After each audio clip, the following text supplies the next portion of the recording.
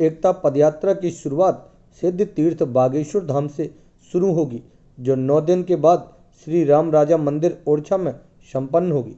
आज यात्रा से पूर्व शाम को बागेश्वर धाम पीठाधीश्वर पंडित धीरेन्द्र कृष्ण शास्त्री के दर्शन को धाम में भक्तों का हुजूम उमड़ पड़ा और भक्तों ने जय श्री राम के जमकर नारे लगाए। हिंदू एकता पदयात्रा में लगभग 1 लाख से ज्यादा भक्तों के शामिल होने का अनुमान लगाया जा रहा है।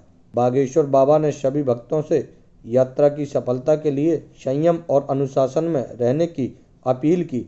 आइए देखते हैं आज शाम बागेश्वर धाम का कैसा रहा नजारा।